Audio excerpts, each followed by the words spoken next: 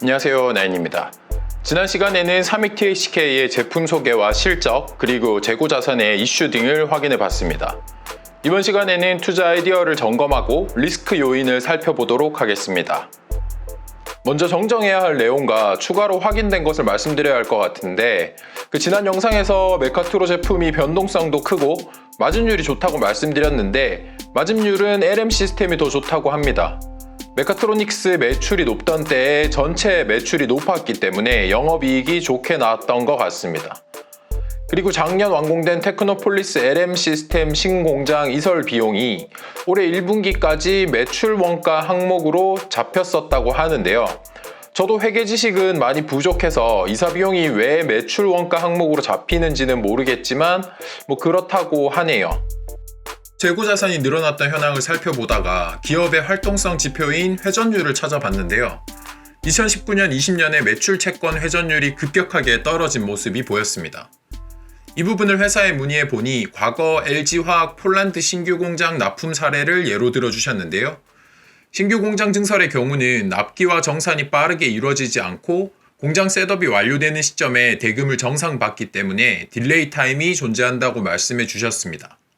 물론 해당 채권들은 현재까지 모두 매출로 인식이 완료되었다고 하셨고요.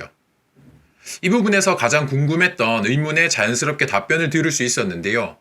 최근 한미정상회담으로 국내 기업들이 미국의 44조 투자 계획을 발표했습니다. 국내 기업의 설비 투자가 증가된다는 것은 분명 삼익THK의 좋은 뉴스일 수 있겠으나 그 해외 증설에도 수혜를 받을 수 있을지가 의문스러웠는데요. 국내 대기업의 경우 캐펙스 예산을 집행하는 신규 협력사의 등록이 까다로울 뿐만 아니라 해외 증설권에서도 국내 장비사 제품이 주로 납품되는 구조입니다.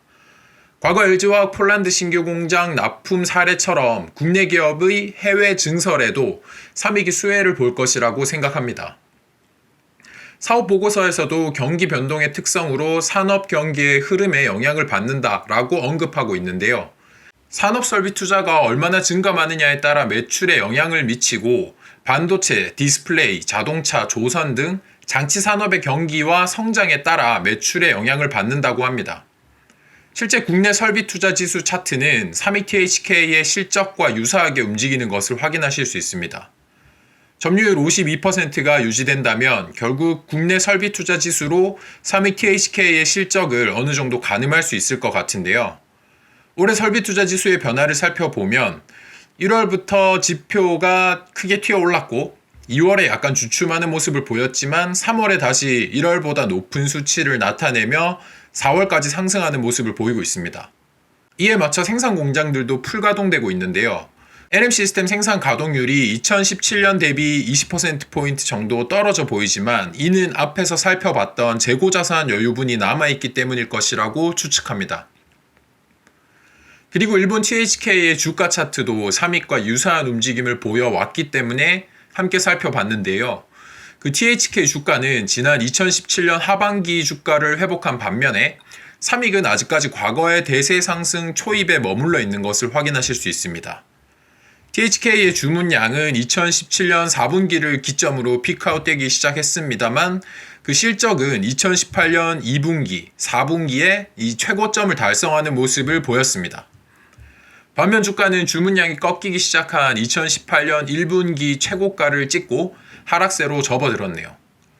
저 같은 죽밥의 깜냥으로 꼭다구에 매도할 수는 없겠구나 싶은 생각이 듭니다. THK는 올해 실적 가이던스로 매출 3,200억엔, 영업이익 350억엔을 내놨는데요. 이는 최근 10년 내에 2018년에 이은 매출 기준 두 번째로 높은 수치입니다. 중간에 증자가 한 번 있었던 것인지 그 EPS는 2017년 다음으로 세 번째로 높은 197.52엔을 발표했습니다.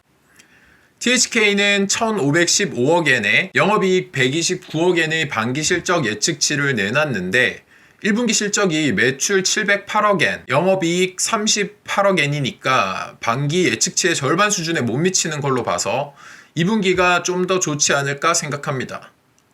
물론 삼익이 일본 THK와 동일한 수준으로 실적이 좋아질 거라는 보장은 없지만 그 글로벌 설비 산업 사이클이 성장 국면에 진입했음을 예상할 수 있을 것 같습니다. 다시 삼익 THK로 돌아와서 매출 실적을 살펴보면 수출보다 국내 비중이 훨씬 큰 것으로 확인되는데요. 앞에서 살펴본 한미 정상회담의 4대 기업 투자 발표 외에 국내 설비 산업 동향을 살펴봐야겠습니다. 먼저 반도체 장비 관련 국내 투자액이 1분기 8.1조로 세계 1위를 차지했다라는 기사가 있었는데요. 지난 4월 말 삼성에서는 반도체 장비 자립도를 높이기 위해서 그 자회사 세메스 신규 R&D 센터에 4천억을 투자한다는 소식도 있었습니다. 그리고 최근 상승장에 스마트폰과 함께 버림받고 있는 업종이 디스플레이 산업인데요. 삼성 디스플레이에서는 올해 캐펙스 9조 가량을 투자할 전망이라며 기존 LCD 라인을 철거하고 중소형 OLED 라인을 증설한다고 합니다. 이러한 전방위 설비 산업 투자 확대는 결국 삼익 THK의 좋은 실적으로 이어질 것이라고 기대합니다. 그리고 삼익 THK가 시장에 관심을 받을 수 있는 뉴스가 또 하나 있는데요. 내년 최저임금 협상안입니다.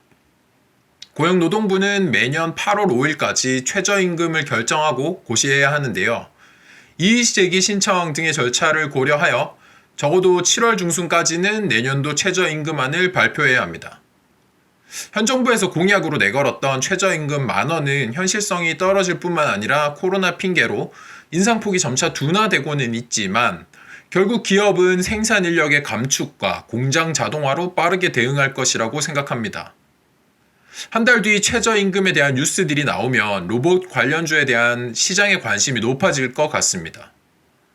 삼익 THK의 투자 아이디어를 정리해보면 그 견고한 점유율과 제품 가격은 동일하고 국내를 포함한 글로벌 설비 산업의 성장 초입으로 Q가 증가한다는 것입니다.